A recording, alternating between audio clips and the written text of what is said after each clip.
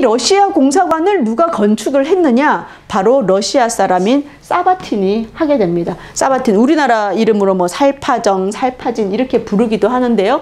이 러시아 사바틴이라는 사람은 그 명성황후 시해 사건을 건천궁 뒤에 가면 옛날에 거기에 2층짜리 양호 건물이 있었거든요. 그 건물에서 목격한 사람이라고 합니다. 그래서 러시아에서 이 명성황후 시해 사건의 그 법정 공판에서 증인으로 이 사바틴이 서게 돼요. 그래서 명성황후 시해 사건을 직접 목격했던 2명의 외국인 중에 1명이 이 사바틴이 되겠습니다. 그래서 이 사바틴은 우리나라에 들어와서 한 15년 정도 생활을 하면서 우리나라에 많은 그 근대적인 서양 건축물을 만들었거든요. 그래서 대표적인 것들이 바로 러시아 공사관, 그 다음에 중명전, 우리가 갈 중명전, 그 다음에 그 제물포에, 인천 제물포항에 있는 외국인 구락부라든지 독립문, 그리고 덕수궁의 돈덕전, 이런 것들을 만들어서 우리나라의 서양의 건축물들을 들여온 그런 대표적인 사람이 바로 사바틴입니다. 이 사바틴이 또 만든 건 대표적인 거, 아까 우리가 덕수궁 들어오자마자 왼쪽에 커피하우스 정관헌도 이 사바틴이 만들었거든요. 근데 이건 혼자 한 것이 아니고 우리나라에 심의석이라고 하는 건축가가 있었어요. 이 심의석도 같이 사바틴과 같이 만들었어요. 이 심의석이라는 사람은 한학을 공부했던 사람이고 우리나라의 그 마지막, 조선의 마지막 건축도 한 사람이면서 또한 최초로 이제 서양의 건축들을 받아들여서 그 기술을 배워가지고 서양 건축물을 한 사람입니다. 그래서 우리가 사바틴만 알면 안 되고 누구를 알아야 돼? 심의석도 같이 알아줘야 된다. 그래서 심의석이 처음으로 이제 서양 건축을 하게 된 게 배제학당에서 시작돼요. 그러고 나서 이러한 여러 가지 독립문도 아까 사바틴과 같이 한 거고요. 그 다음에 정동 제일교회라든지 손탁호텔도, 그리고 덕수궁내 석조전도 원래는 이제 유럽 사람이 설계를 했는데 같이 건축한 사람은 바로 이 심의석이라는 사람이 되겠습니다. 자, 그리고 이제 러시아 공사관에서 내려오면 만나게 되는 게 바로 이화학당이 되겠어요. 지금의 이화여고인데요. 이화여고의 건물이 학교가 있고 그 앞에 심슨 기념관이라 그래가지고 이화학당 박물관이 있습니다. 그래서 그 박물관을 보면 이화학당을 세운 사람에 대한 얘기죠. 메리 스크랜턴이라는 이 부인이 우리나라에 들어와 가지고 첫 여성 선교사가 되겠습니다. 그래서 이 사람이 들어와서 이화학당을 설립을 한 거예요. 그래서 우리나라에 어떻게 보면 근대 여성 교육, 사실은 여자들은 조선시대에도 그렇고 교육을 거의 받지 못했잖아요. 공식적으로 교육을 시키지 않았었는데 이 메리 스크랜턴이라는 사람이 와서 여성들도 똑같이 공부를 해야 된다 하고 여성들을 모았는데 안 와, 학생들이. 여자는 안 보내. 그래가지고 겨우겨우 뭐 처음에 2명으로 시작했대나, 그래가지고 이제 1~2명씩 생기기 시작하면서 이제 공부를 하게 되는 거죠. 이때 양반들 자제 안 왔습니다. 양반 자제는 어디 가서 공부해. 오히려 없는 사람들이 와서 공부를 이제 시작을 했다고 하죠. 그렇게 해서 이제 왔는데, 왔을 때 너무 놀라운 건 이름이 없어. 여자들은 이름을 안 지어줘. 그래서 이름이 없어가지고 여기에 출석부도 이제 해야 되고 하니까 그때 이름을 이제 많이 지어주게 되죠. 그런데 이 사람이 선교사다 보니까 이름에 믿을 신자를 많이 넣어가지고 영신이, 경신이 뭐 이렇게 이름을 많이 그 당시에 이름을 지었다라고 되어 있습니다. 그래서 이 이화학당 박물관 안에 들어가면 이제 그 우리나라 여성 교육사가 좀 나와 있기도 하고, 또 한편에는 한 코너로 이렇게 유관순의 명예 졸업장이라든지 우리나라 정부의 그 훈장, 이런 것들이 전시되어 있습니다. 그리고 그 학교 앞 건물에는 이렇게 유관순의 동상이 이렇게 세워져 있습니다. 사실은 우리 역사에서 건드리지 말아야 할 여러 인물이 있지만 그 중에서도 유관순, 아무도 유관순에 대해 태클 걸지 않아요.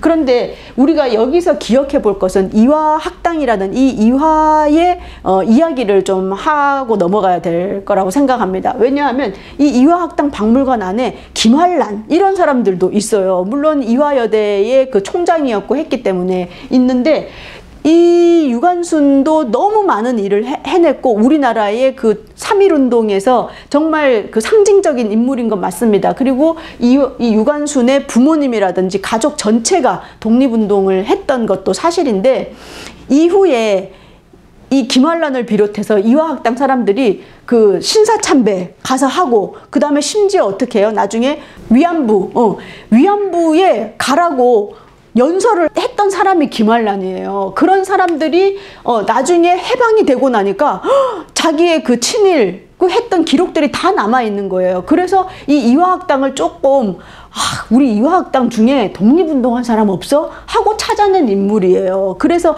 이 유관순을 엄청 띄우게 되거든요. 그런데 이제 우리가 알아야 될 건 그거죠. 바로 기억해주는 사람이 있을 때 이 역사가 의미가 있는 거거든요. 그래서 어떻게 보면 이화 그 여대라든지 이화 대학교에서 자기들의 그런 나쁜 악행이라고 그래야 되나요? 그런 것들을 덮고 더 미화하기 위해서 어떻게 보면 이런 유관순을 더 받들고 책도 낸다든지 기념관도 설립하고 동상도 설립하고 이렇게 다시 역사에서 끄집어내는 활동을 했습니다. 그래서 우리는 이러한 유관순뿐만이 아니라 더 나라를 위해서 목숨을 바친 그런 사람들을 우리가 기억해주지 못하면 그분들 너무 억울한 거예요. 그리고 그 역사를 제대로 아는 것이 아니라고 생각합니다. 그래서 이번 기회에 유관순에 대해서 그런 거야? 이렇게 해서 폄하하라는 뜻이 아니고 그것을 기억해주는 우리들이 어떤 역할을 해야 되는지 그리고 우리나라를 위해서 더 애쓰신 분들을 많이 발굴해가지고 세워주는 그런 일을 우리가 해야 되겠다라는 생각을 이 이화학당 박물관을 보면서 꼭 하게 되는 부분이라고 할 수 있겠습니다. 그런데 이 이화학당에 보면 이렇게 주차장이 있어요. 주차장 들어가는 입구, 학교 입구에 들어가는 데가 있거든요. 거기 보면 조그만 그 돌 비석이 있는데 거기에 뭐라고 되어 있냐면 손탁 호텔 터 이렇게 나와 있어요. 손탁 호텔은 뭐냐? 우리나라 이전에도 그 서양의 이런 호텔이 들어오긴 했지만 이 정동에서 많은 외교관들이 드나들었고 또 고종이라든지 러시아와의 관계 이러한 많은 그 당시에 정계에서 일을 했던 사람들이 오고 갔던 곳이 바로 이 손탁 호텔이라는 곳입니다. 그 이화학당 자리터에 있었는데요. 이 호텔은 누가 만든 거냐? 바로 이 손탁 여사예요. 이름이 러시아 사람인데 러시아 공사관 베베르가 들어올 때 그 베베르의 처형이었다 그러죠. 그래서 같이 들어오면서 우리나라에 이제 커피도 전해주고 고종에게 그 커피를 알려준 사람이라고 이제 되어 있습니다. 그래서 이곳은 많은 외교관들이 드나들면서 여기서 활동을 했던 곳이고 그래서 이제 몇 년 전에 그 미스터 션샤인 드라마에서 그 호텔을 바로 이 손탁 호텔을 보고 모티브를 따서 했던 곳입니다. 그래서 이렇게 인력거들이 앞에 줄지어 서 있는 모습을 볼 수가 있습니다. 이화학당에서 나오고 나면 이제 그 정동길을 걸을 수 있는 거죠. 걷다가 보면 왼쪽에 구석진 곳에 중명전이라고 이렇게 안내판이 있어요. 그래서 그 골목으로 들어가면 안에 만날 수 있는 것이 바로 이 중명전이 되겠습니다.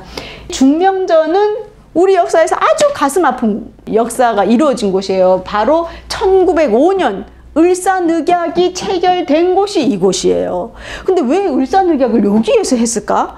그것은 1904년에 덕수궁에 큰 화재가 나게 됩니다. 그것도 어디에서 화재가 나? 고종의 침실인 함령전에서 불이 나요. 근데 그거는 90% 우리가 볼 때 물증은 없지만 심증적으로 일본이 불을 냈다라고 이제 하고 있는데 어쨌든 그렇게 해가지고 대화재가 나면서 고종이 계실 곳이 없으니까 이 중명전에 와 계셨어요. 그래서 지금 가보시면 이렇게 마네킹이 아주 리얼하게 이렇게 되어 있어요. 전시가. 그 가운데 이토 히로부미 앉아 있고요. 양 옆으로 도장 찍어준 사람들 권중현, 민현기, 박재순, 이근택, 이완용, 이지용, 이하영 이런 사람들이 쭉 앉아가지고 처음에는 다들 뭐 안 해준다, 막 안 된다, 그럴 수는 없다 막 이랬다가 지금 이렇게 일단 찍고 나중에 좀 변경하면 되지 않을까요? 막 이렇게 해가지고 이제 다 오케이를 하게 된 거예요. 그런데 이 중에 유일하게 한 사람 한규설 이 선생님만 끝까지 을사늑약에 동의할 수 없다라고 해가지고 나중에 그 일본 군인들한테 끌려가서 방해, 감금이 되는 그런 사태가 일어나게 되죠. 그래서 나중에 이 한규설 이분은 관직을 파하시고 나와서 교육운동이라든지 이런 사업을 하시게 됩니다. 자, 그리고 1905년에 을사늑약이 체결됐을 때 우리나라의 지식인들 중에 70여 명이 자살을 했다라고 하잖아요. 자결 순국을 했습니다. 그런 아픔이 있었던 것이 1905년이고요. 그 이후에 이 을사늑약의 부당함, 왜? 고종의 도장도 제대로 없고 지금은 이제 우리가 뒤에 을사년에 일어난 이거 불공정한 그 조약이다 해서 을사늑약이라고 부르지만 그 당시에는 이게 이름도 없었어요. 그렇기 때문에 이게 부당하다라고 해서 그걸 전 세계에 알려야 되겠다라고 해서 헤이그, 네덜란드 헤이그에서 일어나는 만국 평화회의에 고종의 특사를 보내게 됩니다. 그 특사를 보내는 일도 바로 이 중명전에서 하셨어요. 그래서 그 당시에 이준, 이상설, 이휘종 이 세 명을 보내게 되는 것입니다. 그래서 중명전에 가보시면 그 한 관이 이 헤이그 특사들의 이야기로만 꾸며져 있어요. 그래서 헤이그에 도착해서 이 만국 평화회의 장소인 비넨호프에 들어가려고 했지만 거절당해서 들어가지 못하고 그 호텔, 그 당시에 융 호텔에서 묵고 있었는데요. 지금은 이준 피스 뮤지엄이라고 해서 운영이 되고 있습니다. 그래서 이 당시에 이준 열사가 그 분에 못 이겨서 돌아가셨던 그 장소가 되겠습니다. 그래서 이제 이 아픈 중명전의 역사를 보고 나오면 우리가 만날 수 있는 곳이 맞은편에 정동 제1교회를 볼 수가 있습니다. 이렇게 단아한 모습으로 있는데요. 사실은 지금은 주변에 워낙에 높은 건물이 있어가지고 그냥 작은 교회당, 우리가 그 누구죠? 이문세의 광화문 연가에도 보면 조그만 교회당 이렇게 나오잖아요. 그 당시엔 조그만 교회당이 전혀 아니었어요. 이거 구경하려고 한성 사람들이 막 올 정도로 여기에 이 탑이 아주 독특했다고 하죠. 이렇게 높은 탑을 본 적이 없는 거야. 그래서 이 정동 제1교회는 누가 만들었느냐? 우리나라에 제일 먼저 외국인 기독교가 들어온 것은 지금 장로교가 아니고 감리교였습니다. 감리교의 아펜젤러라는 선교사가 제일 먼저 들어와서 이 정동 제1교회를 이제 설립을 하게 되는 거죠. 이 정동 제1교회가 의미가 있는 것은 뭐냐면 이 옛날 이제 사진인데요. 이 파이프 오르간 뒤에서 그 유관순 열사가 친구들과 함께 독립선언서를 이렇게 등사를 숨어서 했다고 하잖아요. 그래서 또 의미가 있는데요. 사실은 이 파이프 오르간 지금도 가면 볼 수가 있어요. 근데 이 파이프 오르간은 6.25 전쟁 때 폭격을 맞아가지고 요 앞쪽이 폭격을 맞는 바람에 이게 파손이 됐었어요. 그런데 그 이후에 요 사진을 근거로 해가지고 똑같이 다시 복원이 되어서 지금도 들어가면 볼 수가 있습니다. 그 정동교회 바로 맞은편에 요게 있어요. 이게 뭐냐면 광화문 연가라는 노래가 새겨져 있는데 이게 이영훈이 누구냐 하면 이문세의 대부분의 모든 노래를 작곡 작사하셨던 분이시죠. 그분이 일찍 돌아가셨거든요. 암으로. 돌아가신 다음에 이 광화문 연가라는 노래가 워낙에 이제 유명해가지고 여기에 보면 가사에도 덕수궁 돌담길 얘기 나오고 교회 작은 교회당 나오고 막 이러니까 여기에다가 이 노래 비를 세워놨습니다. 그래서 이 비를 세울 때 광화문 연가 옛사람을 기억하며 라고 해가지고 이렇게 추모 제도하고 했었는데 사실은 이거는 이제 우리처럼 연식이 있는 사람들이 이 이문세를 기억을 하는 거고 최근에 여기 이 논문에 보니까 빅데이터를 통한 논문에 보니까 외국인들과 젊은이들에게는 누구가 알려졌냐면 유나 있죠. 소녀시대의 유나가 덕수궁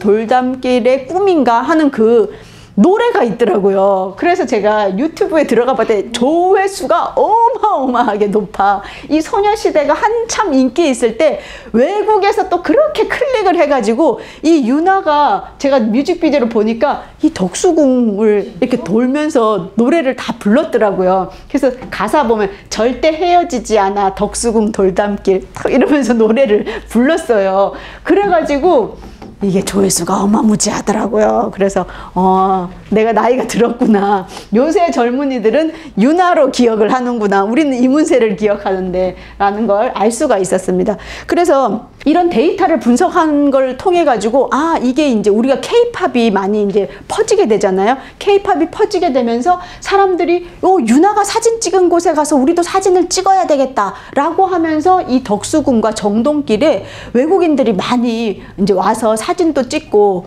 하는 거를 알 수가 있었어요. 그래서 이 우리나라 사람들이 이러한 역사를 알게 되었을 때, 알 때와 모를 때, 그쵸? 외국인 친구들이 온다든지 할 때 우리는 윤화만 얘기하는 게 아니라 윤화를 매개로 해가지고 덕수궁을 온 사람들에게 우리의 역사를 알려줄 수도 있지 않겠나, 그런 생각을 하게 됐습니다.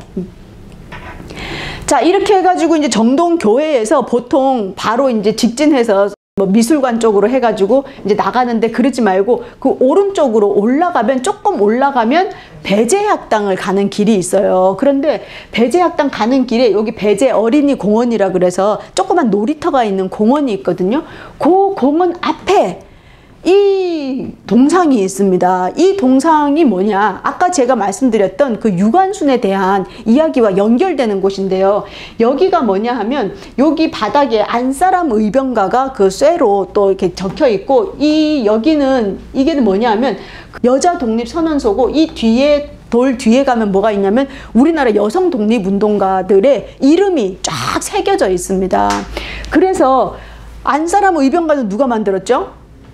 윤희순 의병장이 만들었잖아요. 그래서 그 윤희순이라는 사람은 제가 그 영상도 저번에 찍었지만 뭐예요? 자기의 30년의 그 인생을, 그리고 자기뿐만이 아니라 시아버지, 친정아버지, 남편, 그리고 심지어 마지막에 아들까지 독립운동 하다가 이 윤희순의 품에서 아들이 고문받아서 죽잖아요. 그러고 나서 돌아가신 분이 이 윤희순 의병장이거든요. 그래서 우리가 여기에 와서는 윤희순 의병장 같이 평생을 다 바친, 가족과 자식까지도 독립운동에 바친 분이라든지, 그 외에 임신해서도 종로경찰서에 폭탄을 던진 안경신이라든지, 그 명문가 집안의 며느리로서 김낙 여사 고문받아서 두 눈을 잃었잖아요. 이런 분들, 더 나라를 위해서 목숨 바친 여성 독립운동가들을 우리가 기억해야 되는 곳이 바로 이 배제학당을 올라갈 때 있는 이 작은 동상이 되겠습니다.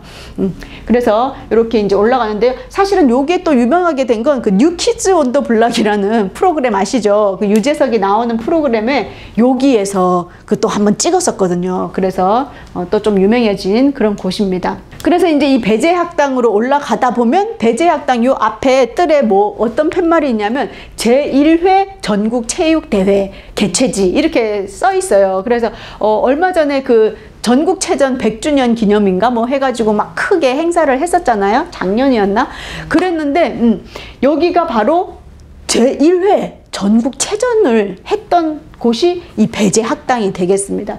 그래서 이 배제학당 역사박물관으로 딱 들어서면 요 앞에 뜰에 아펜젤러의 동상이 있어요. 아까 정동제일교회에 왔던 그 선교사 아펜젤러가 이 배제학당도 세우게 됩니다. 1885년에 배제학당을 세우는데요. 최초의 외국인이 설립한, 우리나라에 설립한 그런 학교가 되겠습니다. 그래서 우리나라의 그 학문은 원래는 어땠어요? 성균관, 옛날부터 성균관이 쭉 이어오고, 이제 조선시대에 서원이나 향교, 서당, 이런 데에서 교육을 하다가 이제 해외에 그런 새로운 문물들이 들어오면서 1883년에 원산항, 우리가 왜 부산, 그 다음에 인천, 그 다음에 원산, 이 세 개의 항을 삼포 개항을 하잖아요. 그럴 때 이제 이 원산 지역에 원산학사라 그래서 근대적인 교육을 하는 곳이 1883년에 만들어지고요. 우리나라 그 관리부로 동문학이라고 하는 그 기관을 만드는데, 이 동문학은 뭐냐면 외국 세력이 막 들어오니까 말을 해야 될 거 아니에요. 그래서 외국어를 가르치는 그런 통역과 번역을 하는 그 교육을 하는 곳이 바로 동문학입니다. 이 동문학 출신 중에 우리 아는 사람, 아까도 얘기했지만 그 남궁옥 선생님이 이 동문학을 나와가지고 어떻게 해요? 나중에 고종 통역도 하셨다라고 하죠. 그 동문학입니다. 그리고 1885년에 아펜젤러가 배제학당을 우리나라에 이제 세우는 거예요. 그러고 나서 1886년 이화학당이 생기고 나라에서 유경공원이라고 생기면서 이 동문학을 대신해서 유경공원을 만들어서 외국어를 이제 할 수 있는 그런 교육을 시키게 됩니다. 그러고는 1894년에 갑오개혁 때 과거제가 우리가 고려시대 광종 때 쌍기에 의해서 들여왔던 과거 제도가 이때서야 폐지가 되는 거죠. 그 이후로는 근대 교육기관이 많이 생기게 되는데요. 그 중에 이 배제학당이 차지하는 위치를 우리가 알 수가 있습니다. 이 배제학당이라는 글은 고종이 이제 하사를 한 글이에요. 배제, 인재를 키우는 그런 학교다라는 뜻입니다. 그래서 이제 배제학당 건물이 있고요. 그 앞에서 이거 뭐냐면 체육이야, 체육. 우리 옛날에는 뭐예요? 글 읽고, 그 다음에 가끔 이제 활을 쏘거나 이 정도 했는데 이렇게 줄지어 가지고 단체로 이제 체육을 하는 거죠. 그래서 이거 처음에 이화학당에서도 이거 했거든요. 체육 시간에 가서 이제 이거 팔 벌려뛰기 하는 거 보고 다들 기겁했다 그러잖아. 어디 여자가 다리를 벌리고 뛰고 말이야. 땀을 흘리고 저런 쌍것들이나 하는 거를 가서 학교에서 배운다. 안돼! 막 이렇게 해가지고 엄청 처음에 반발이 있었지만 어쨌든 우리나라에 이런 체육 수업, 그 다음에 뭐 음악, 미술 이런 수업을 하게 됐고요. 특히 배제학당은 배제학당 옆에 산문 출판사라 그래가지고 이런 출판사 건물도 세우게 됩니다. 그러면서 이 배제학당에서 중요한 의미는 뭐냐면 이게 산문이 뭐냐면 우리나라 말, 한자어, 그 다음에 영어 이렇게 해서 산문입니다. 세 개의 그 문자로 책들을 지어내는 거예요. 그래서 이 배제학당이나 이런 것들은 뭐예요? 정동제일교 어쨌든 기독교 계열이기 때문에 이제 우리나라 사람들에게 이제 성경을 읽히고 싶었던 거야. 그래가지고 이 성경도 막 한글로 번역을 또 막 하고, 그리고 또 서양의 이제 문물들이나 새로운 책들을 이제 우리나라에 전해주기 위해서 이 출판사가 있었습니다. 그런데 이 배제학당에 선생님이 오게 되는데 어떤 선생님이 오게 되느냐? 바로 헐버트가 들어오게 되는 거예요. 이 고종의 자문관으로 이제 들어오게 됐는데 이 사람이 들어와서 우리나라 최초의 공식 교과서를 만들죠. 그 교과서 이름이 사민필지가 되겠습니다. 선비사자, 선비나 이 백성 민이나 누구나 다 반드시 알아야 되는 내용이다 라고 해서 사민필지라는 이런 책을 썼는데 여기 보세요. 뭐예요?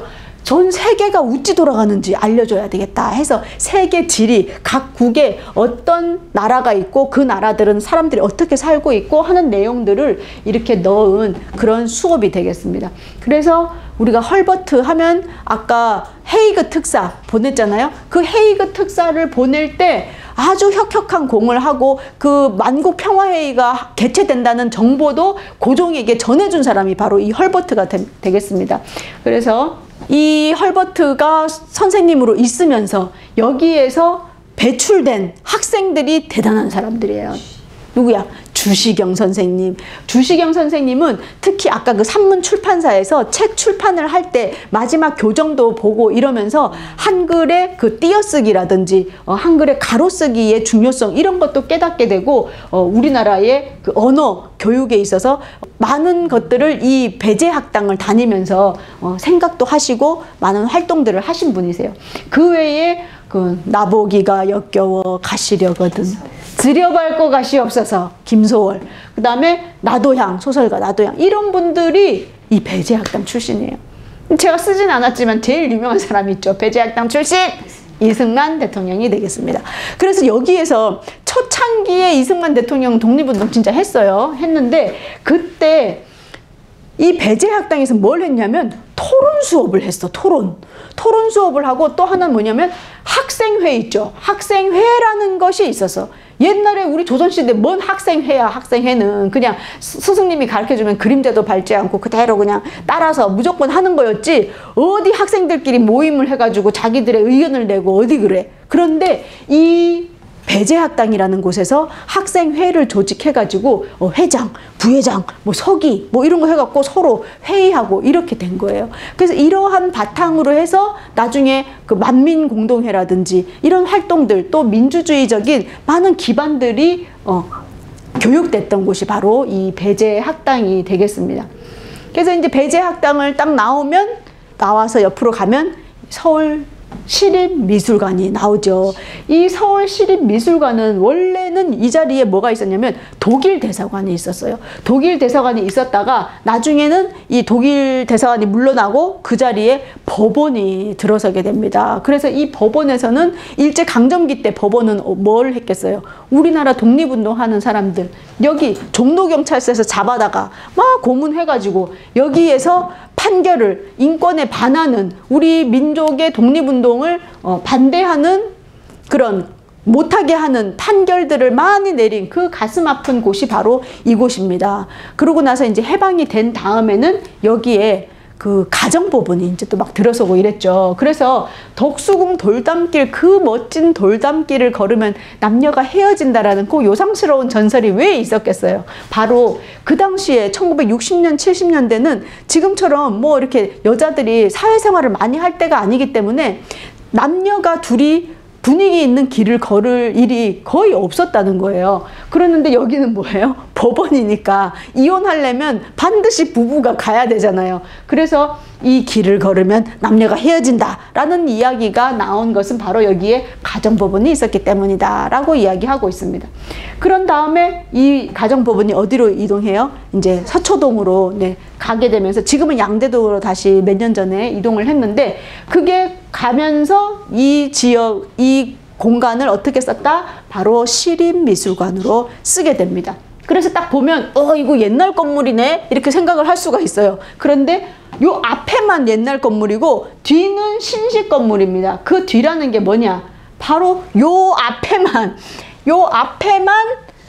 옛날 거 그대로 건축 남아져 있고요. 뒤는 완전히 새로운 다른 건물이에요. 그래서 이 현대식 건물을 세우는데 요 앞에만 옛날에 그 모습 그대로 이렇게 띄어놨기 때문에 이건 앞에서 보면 알 수가 없어요. 그 옆에 주차장 나오는 곳에서 딱 보면 여기만 옛날 거고 나머지는 다 새로 만든 건물이구나 하는 걸 알 수가 있습니다. 그래서 이제 여기 서울미술관을 나오면 그 앞에 왼쪽 그 이렇게 화단에 이렇게 써 있어요. 독일 영사관터, 유경공원터, 아까 말했던 그 외국어를 공부하는 그 관립 유경공원 학교 터, 그 다음에 독립신문사 터도 바로 여기였다라고 하고 있습니다. 그래서 요거를 보면서 이제 마지막으로 덕수궁, 다시 우리 시작했던 덕수궁 대안문 정문 쪽으로 이렇게 오다 보면 덕수궁 돌담길 막 예뻐서 사진 찍다 보면 갑자기 툭 튀어나와서 이 좀 생뚱맞은 요런 벽이 보여요. 이 벽은 무엇인가 하면 요거거든요. 이렇게 툭 튀어나온 거, 이게 뭐냐? 바로 옛날에 운교라고 해가지고 여기 덕수궁에서 그 독일 대사관 쪽으로 가는 곳에 이 길이 요렇게 있었습니다. 요렇게 요 다리가 있었습니다. 요렇게 지금 그대로 그 모양이 이제 흔적이 남아 있는 것을 알 수가 있습니다. 오늘 우리가 정동길과 덕수궁 주변을 이제 쭉 알아봤는데요. 바로 저희가 항상 이제 답사를 가게 되면 왜 우리가 답사를 하는가? 바로 아는 만큼 보이기 때문입니다. 그래서 오늘 이렇게 배운 내용을 알고 갔을 때는 이제 그냥 건물 예쁘다, 옛날 건물이다, 이게 아니라 아는 만큼 보이게 되는 거죠. 그리고 알면 사랑하게 되기 때문입니다. 우리의 역사가 이렇게 마음 아픈 역사도 많고 하지만 그 어려운 역사들을 다 헤쳐내서 지금 전 세계의 중심 국가로 우뚝 서 있는 이 우리나라를 보면서 정말 감사한 생각이 들었고요. 특히 우리나라에 서양 세력이 들어오기도 했고요. 그 다음에 최초의 근대적인 교육, 그리고 최초의 여성 근대적인 교육, 그리고 서양의 종교, 이러한 것들이 시작되었던 곳이 바로 이 정동길이 되겠습니다. 그래서 지금 현실에 우리나라의 교육은 어떻습니까? 우리나라에서 가장 공부를 많이 했다고 하는 그 집단들 있지 않습니까? 그런 사람들의 행태를 보면 뭐예요? 나라를 위해서, 공동체를 위해서 자기가 배운 것을 베풀거나 한 것이 아니고 지금은 뭐예요? 자기들의 기득권을 지키기 위해서 많은 폐해를 일으키고 있는 것을 보면서 작금의 우리의 교육의 목표는 무엇이었나라는 것을 생각해 보게 되고요. 또한 최근에 들어가지고 종교 단체가 얼마나 많은 폐해를 일으키고 있습니까? 이 코로나 시국에서도 그렇고 여러 가지 문제를 일으키는 곳이 오히려 이런 종교 집단이 일으키고 있는 걸 봤을 때 우리나라에서 종교가 들어와서 했던 그 많은 선한 행동들이 없어지고 사라지고 있는 이 현 시점이 너무 가슴 아프게 생각이 됩니다. 그러면서 이 정동길을 걸으면서 저는 우리가 초심을 다시 생각해보는, 우리가 교육의 목적이 무엇인가, 종교의 근본적인 역할은 무엇인가, 그리고 다른 나라와의 교류에 있어서 어떤 자세로 다른 나라와 교류를 해야 될 것인가를 생각해보는 그러한 소중한 시간이었습니다. 여러분들 이 영상 보신 다음에 정동길을 찾아가서 우리의 오랜 역사를 한번 느껴보시고 앞으로 우리가 만들어갈 역사, 어떤 역사가 되어야 될지를 다 같이 생각해보는 그런 시간이었으면 좋겠습니다. 이상으로 마치겠습니다.